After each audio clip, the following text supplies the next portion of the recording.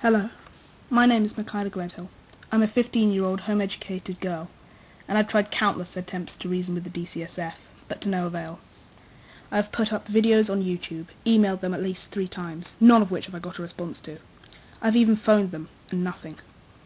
I am outraged and more than a little disappointed with the so-called system.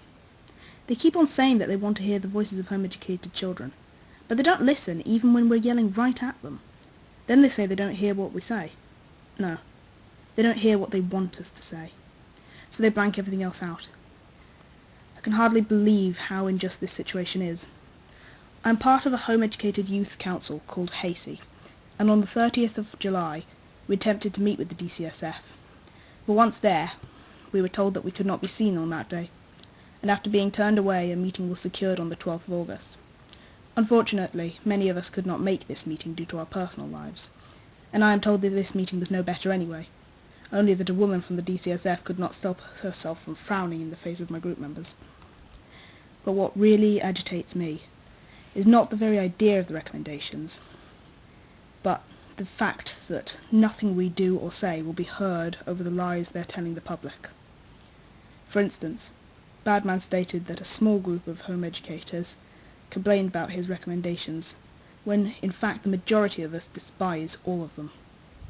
But no matter how many of us point out the facts and figures, unfairness and plain outrage in this entire attack, and call it what you will, that is what it is, nothing more or less than a blatant attack on home educators.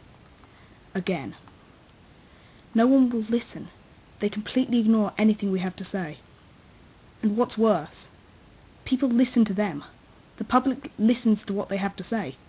Because no matter who's telling the truth, at the end of the day, who are you going to believe? A few teenagers fighting their corner, or a big organisation designed to protect children? Can no one see what's happening?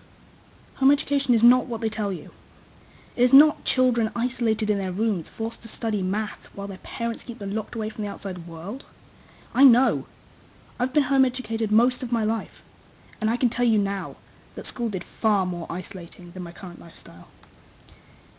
Of course, home education isn't for everyone. School works for some people.